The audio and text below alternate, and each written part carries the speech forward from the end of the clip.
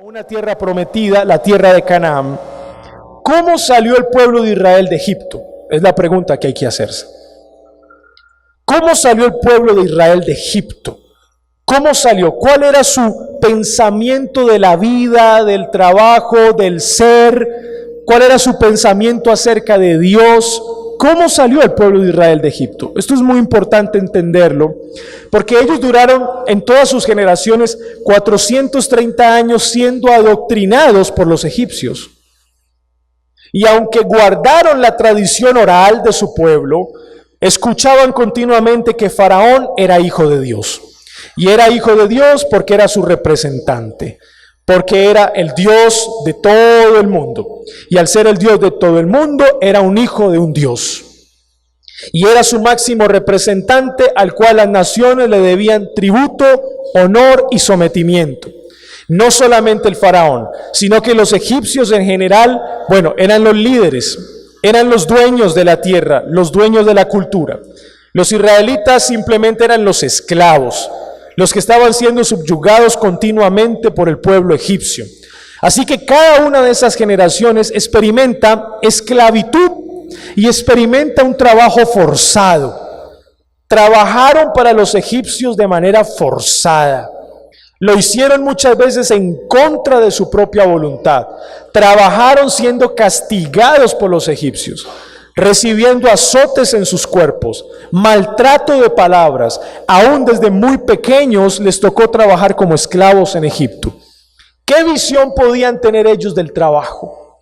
Cuando ellos salen de Egipto, ¿qué visión tenían los israelitas del trabajo? No era una visión muy acorde a la de Dios. ¿Por qué? Porque venían de ser maltratados, venían de ser golpeados, venían de ser vituperados. Ahora, ¿qué vamos a hacer, Moisés? Nos sacas de Egipto, vamos a otra tierra, ¿qué vamos a hacer? Ahora les voy a dar otro dato muy importante. Se acostumbraron a ese tipo de trabajo. Esto puede sonar loco, pero es así. Y se puede demostrar que se acostumbraron a ese tipo de trabajo, porque cuando cruzan el mar, después de ciertas experiencias en el desierto, el pueblo le dice a Moisés: nos has traído hasta aquí para morir de hambre. No estábamos mejor allá. ¿Y por qué ellos reaccionan de esa manera? Porque ya el pueblo de Israel había sido adoctrinado en ese sentido del trabajo. Por lo menos, aunque forzadamente, como esclavos, azotados, maltratados, teníamos para comer. Por lo menos no nos moríamos de hambre. Ese es un reclamo que hacen ligado a la cultura de la que vienen. O sea, no está desligado de la cultura de la que vienen. Por eso, Moisés, cuando escribe el libro de Génesis, tiene que enseñarle al pueblo de Israel que el verdadero Dios, primero, no son los dioses egipcios. Por ejemplo, el dios luna, el dios sol que tenían en Egipto no son los verdaderos dioses, porque en Génesis capítulo 1 dice que Dios creó las grandes lumbreras, la mayor, la menor y las estrellas. Así que esos supuestos dioses que traían de Egipto no eran dioses, sino que tanto el sol y la luna eran creación de Dios. ¿De cuál Dios? Del Dios que los liberó de Egipto. Así que ellos primero cambian la visión de Dios. Conocen al Dios verdadero.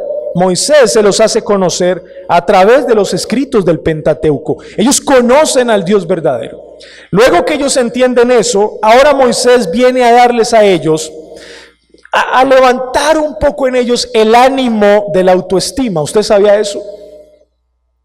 Por eso nosotros, los creyentes, no hacemos mucho énfasis en la autoestima, sino en la alta estima. Y eso fue lo que hizo Moisés, porque cuando sale el pueblo de Israel de Egipto, ellos salían de sentirse inferiores a otros hombres, los egipcios, inferiores, no respetados y en casos extremos tratados como animales. Es más, los egipcios trataban mejor a algún tipo de mascotas que a los propios israelitas. ¿Cómo salió el pueblo como personas? En su mentalidad como hombres, como mujeres. Bueno, salió con una estima demasiado baja, destrozada, cobarde y temerosa. Ahora lo que hace Moisés es darle una alta estima al pueblo. ¿Y cómo les da la alta estima? Versículo 26, capítulo 1. Entonces dijo Dios: hagamos al hombre a nuestra imagen, conforme a nuestra semejanza. ¿Quién está leyendo esto? Un israelita que ha sido liberado de Egipto. Él está leyendo que Moisés escribió que él también fue hecho a imagen de Dios. Por primera vez está conociendo que él también fue hecho a imagen de Dios. Pero espérate un momento, Moisés. ¿No se supone que la imagen de Dios en la tierra es el faraón? No, solamente. ¿No se supone, Moisés, que la imagen de Dios y los hijos de Dios y los representantes de Dios son los egipcios y nosotros simplemente somos sus esclavos? No, porque en el principio Dios creó al hombre a imagen y semejanza, y ustedes son hombres y mujeres hechos a imagen y semejanza de Dios, tanto como los egipcios. ¿Cómo les cambió la perspectiva a ellos? Ellos tienen un cambio de visión de Dios y de la vida misma. Ahora ellos entienden que ser creados a imagen de Dios no los hace inferiores a Faraón. No son inferiores a Faraón. Están dentro del mismo rango del Faraón, porque Faraón también fue creado a imagen de Dios. También llevaba la imagen de Dios. Los egipcios también tenían la imagen de Dios. Ahora el pueblo de Israel comprendía por primera vez que también ellos habían sido creados a imagen y semejanza de Dios. ¿Y qué hace Moisés? Sigamos adelante. Si ustedes creen que son el pueblo más cobarde, tímido de toda la tierra, yo les digo una cosa: no. Dios ha tenido gracia con ustedes, ha perdonado sus pecados, los ha liberado, han sido creados a imagen y semejanza de Dios. Continúen hacia la tierra prometida. Así que el pueblo que camina por el desierto era un pueblo primero que a través de los escritos de Moisés tenía que conocer al verdadero Dios. Segundo, tenía que tener una correcta comprensión de él mismo como persona, como ser. No soy un animal. Han tratado mejor a los animales en Egipto que a mí, pero ya no más. Eres creado a imagen de Dios, no eres un animal, eres una persona. Difícil tarea le tocó a Moisés. Para nada fácil liderar un pueblo que traía todo ese tipo de problemas de la vida después de tantos años como esclavos. Nada fácil le tocó a Moisés. ¿Y por qué les digo esto? Porque cuando uno lee el versículo 26 de Génesis 1 y lee imagen y semejanza, lo primero que uno dice es que el hombre tenía personalidad, atributos morales, inteligencia. Sí, eso está implícito. Pero la intención de Moisés en primera instancia no era esa cuando escribió el versículo 26. La intención de Moisés era que el pueblo entendiera que ellos también habían sido creados a imagen de Dios y no solamente Faraón y Egipto. Y eso es muy importante para que el pueblo camine hacia la tierra prometida. Es vital para eso. Pero luego que el pueblo entiende que es hecho a imagen de Dios, ahora Moisés les da una visión correcta del trabajo. Ustedes han venido trabajando como esclavos, pero yo les digo, ese no es el trabajo. Han venido trabajando obligados contra su voluntad y en muchas cosas por las cuales ustedes no estaban dispuestos, ni siquiera tenían los talentos para eso. Pero les explica con el capítulo 2 cómo Dios, al poner a Adán y Eva en el huerto, les encargó de un trabajo antes de la caída. Así que el trabajo no es una maldición, el trabajo es una bendición.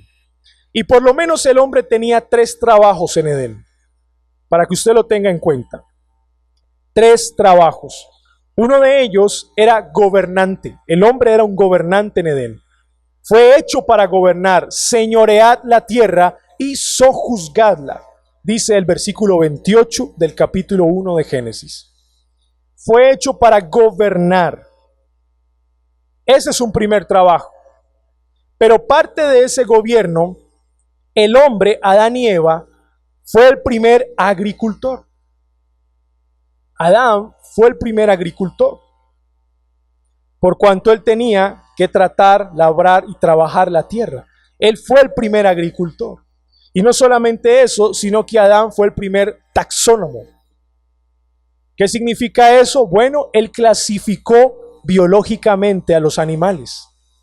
¿Y cómo clasificó Adán biológicamente a los animales? Bueno, cuando el versículo 19 del capítulo 2 nos dice que Jehová Dios formó pues de la tierra toda bestia del campo y toda ave de los cielos y las trajo a Adán para que...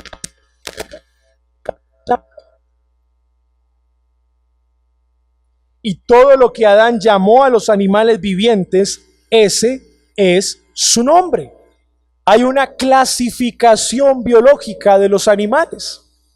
Así que Adán era un gobernante, por ende era un gran agricultor, por ende era un gran taxónomo. ¿Qué les parece el trabajo de Adán? ¿Tenía o no tenía trabajo Adán?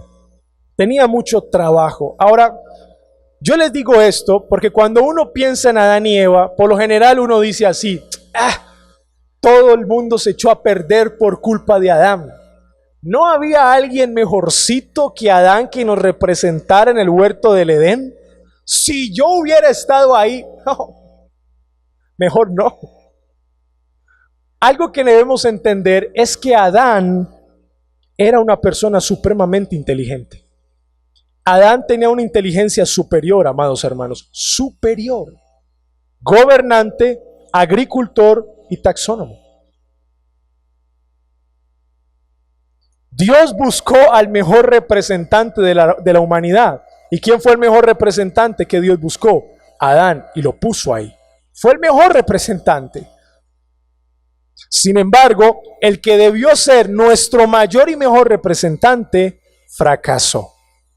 Y ya nosotros entendemos a dónde va a desembocar el hecho de que fracasó el que debió ser nuestro mayor representante, en que desde luego no era el mayor representante, sino que vendría otro que sería un segundo Adán y que haría una tarea mejor y más perfecta que Adán.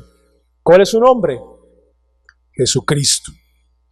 Así que es interesante, mis amados hermanos, cómo bíblicamente es claro que el hombre trabajaba antes de la caída. Pero ¿qué ocurrió después de la caída? Miremoslo. Capítulo 3, versículo 17. Y al hombre dijo, ya en las consecuencias del pecado del hombre, por cuanto obedeciste a la voz de tu mujer y comiste del árbol que te mandé diciendo, no comerás de él, maldita será la tierra por tu causa. Con dolor comerás de ella todos los días de tu vida. No es que Dios esté creando el trabajo aquí, ya el trabajo estaba. Ahora lo que el hombre va a recibir es una consecuencia de su pecado en el trabajo. Eso es muy diferente. Espinos y cardos te producirá, y comerás plantas del campo. Con el sudor de tu rostro comerás el pan hasta que vuelvas a la tierra, porque de ella fuiste tomado, pues polvo eres, y al polvo volverás. Hermano, yo no trabajo porque el trabajo es un castigo. No, no es un castigo el trabajo. El trabajo es una bendición de Dios antes de la caída, pero después de la caída el hombre experimenta una consecuencia de su pecado en el trabajo. Eso es muy diferente, es muy distinto. Y la Iglesia Católica Romana entendió y empezó a enseñar que el trabajo era un castigo. Efectivamente era un castigo.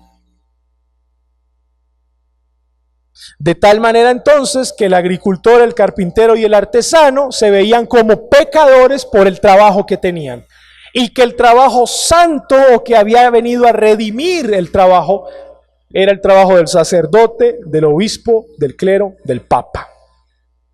¿Qué les parece esa visión del trabajo? No muy bíblica. Así que los reformadores, amados hermanos, cuando entienden esto, le transmiten esta verdad al pueblo. Ahora el pueblo, el agricultor, el artesano, empieza a hacer su labor con todas las ganas del mundo, con un conocimiento bíblico de lo que él esté haciendo, sea poco o sea mucho, es para la gloria de Dios y es con acción de gracias. Así que inmediatamente la visión de la sociedad del siglo XVI cambia. La Biblia le da una visión correcta del trabajo. Y los reformadores no solamente utilizaron el texto de Génesis, sino también el oficio de Jesús como carpintero. Jesús fue carpintero. Él trabajó como carpintero. Él ayudó a su familia como carpintero. La segunda persona de la Trinidad que se encarnó, que caminó entre nosotros, Jesucristo, trabajó. Y no solamente trabajó en términos ministerial, como predicador, como quien enseñó la palabra, sino que trabajó como carpintero. Y esta es una enseñanza muy valiosa, mis amados hermanos, para comprender cómo el trabajo honrado depende de la persona como tal. Porque yo glorifico a Dios con el trabajo que hago por la forma en que lo hago. Y Jesucristo es nuestro mayor ejemplo de eso. Y un dato más acerca del carpintero. Bueno, los carpinteros para el siglo de Jesús, siglo I, estaban dentro de la clase media baja de la época. Media baja de la época. No eran personas muy acomodadas, pero tampoco eran las personas más pobres del pueblo, entre la media baja. Ahí se movían más o menos. Pablo era fabricante de tiendas. Pablo era fabricante de tiendas. Pablo también trabajó, no solamente en la parte ministerial, sino que también tenía un trabajo. Y estos argumentos fueron tomados por los reformadores precisamente para dar una visión correcta del trabajo en una sociedad que había abandonado esa visión. Los puritanos eran grandes agricultores y grandes ganaderos. ¿Por qué les digo esto, mis amados hermanos? Porque normalmente nosotros solemos dividir las cosas. Hermano, ¿será que yo puedo honrar a Dios siendo ama de casa? ¿Ese trabajo realmente es importante hoy? Bueno, ante el ataque feroz del feminismo de la segunda y de la tercera ola en el siglo XX, parece indicar que el trabajo de ama de casa no tiene ningún valor, ningún sentido.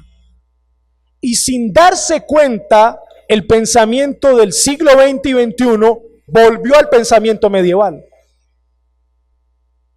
Regresó al pensamiento medieval. ¿Por qué? Porque también están haciendo clasificación de trabajos. Ser ama de casa hoy en el siglo XXI, no, nada que ver. No es muy honroso que digamos. Bueno, depende de lo que quieras decir honroso. Porque para el Señor, un trabajo honrado glorifica su nombre. Glorifica su nombre.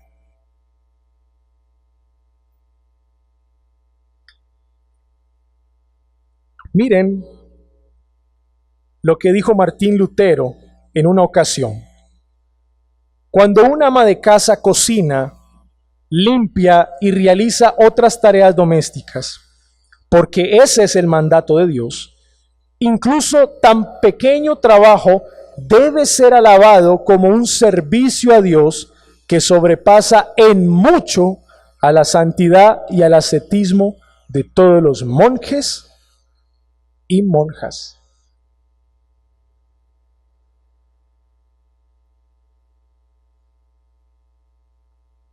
La visión del trabajo de los reformadores era muy distinta, mis amados hermanos. Pero yo tengo una pequeña oficinita. ¿Será que yo glorifico a Dios con mi pequeña oficinita? Por supuesto que sí. Es más, si eres un trabajador honrado, por supuesto que lo glorificas. Pero es que mi trabajo no es tan llamativo, tan importante, tan relevante para la época. Me tocó hacerlo, no tenía más, me tocó trabajar aquí. Soy constructor, soy pintor, ¿eso glorifica al Señor? O tal vez no mucho.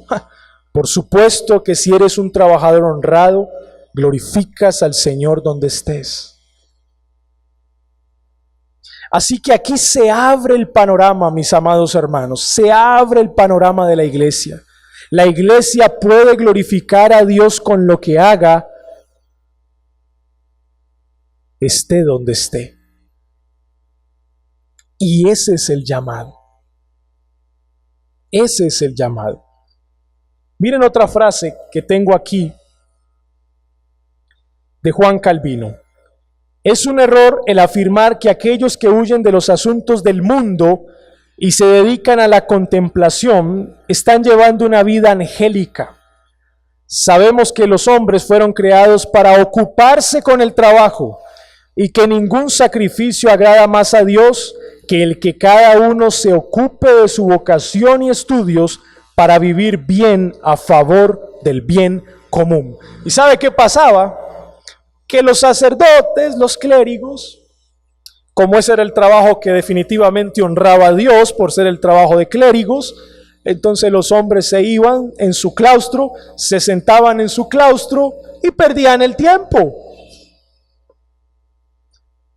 No sabían leer, no preparaban predicaciones, simplemente estaban cómodos porque eran obispos y sacerdotes y nadie les podía decir nada. Dentro de sus claustros perdían el tiempo.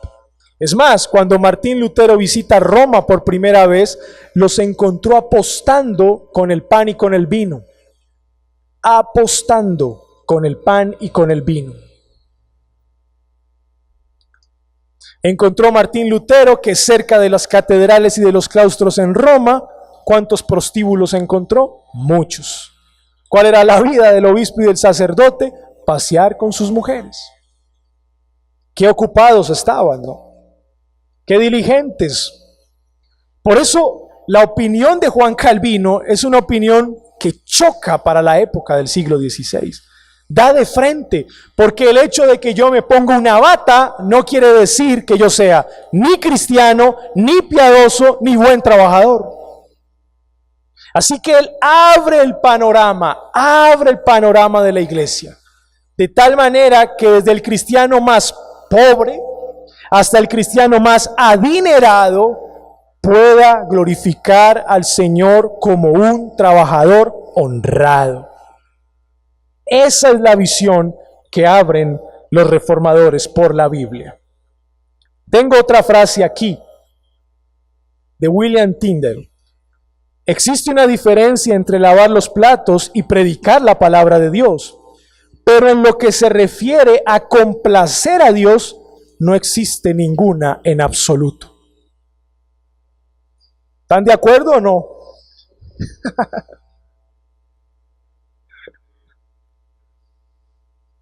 Yo estoy de acuerdo con William Tyndale.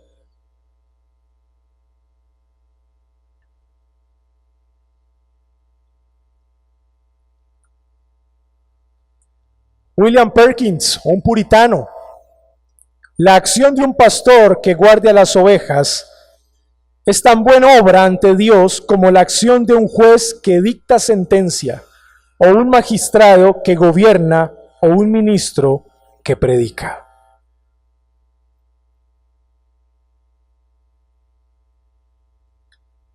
Estas verdades, mis amados hermanos, trajeron un cambio radical en la sociedad del siglo XVI.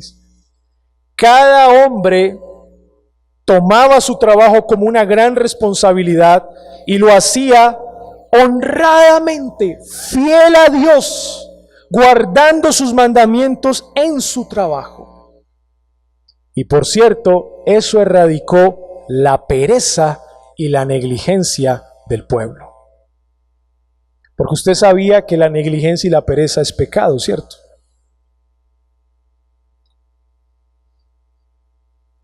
quiero darles algunas aplicaciones respecto a este tema. Creo que son aplicaciones muy claras, muy básicas.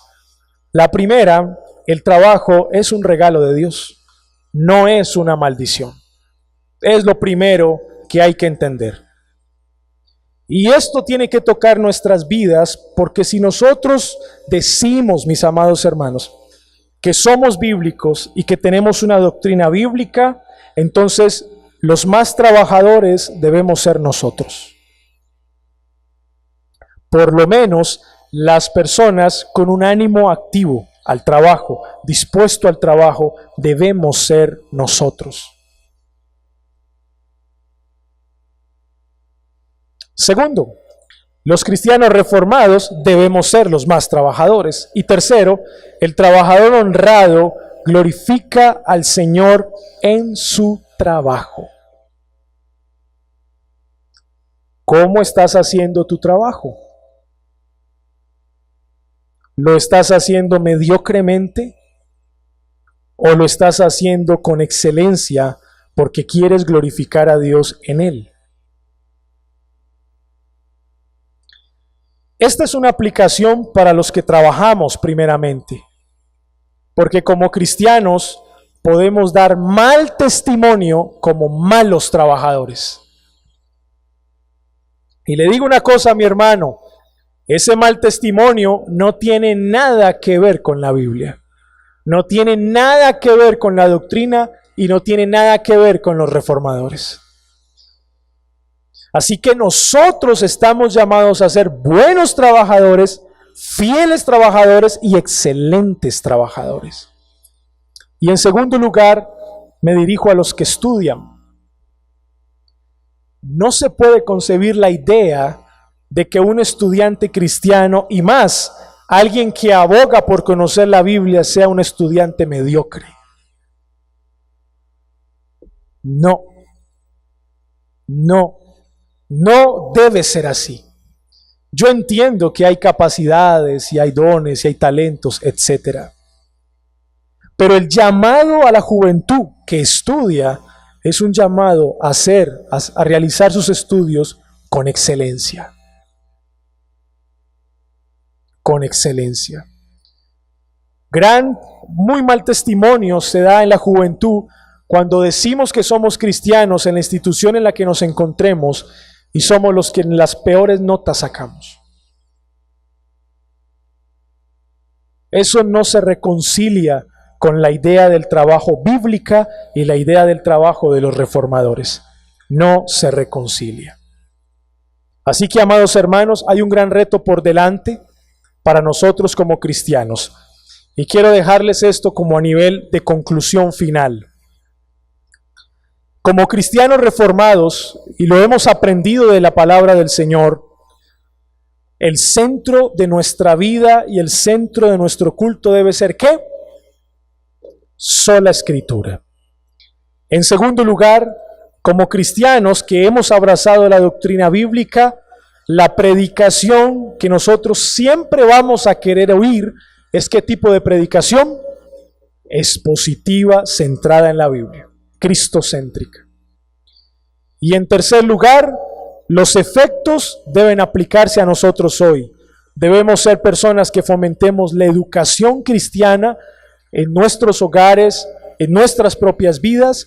Debemos fomentar un buen trabajo con excelencia y somos los que tenemos una visión correcta de la mujer, una visión correcta de las finanzas y la economía y una visión correcta de la política. Bueno, eso se esperaría, ¿no?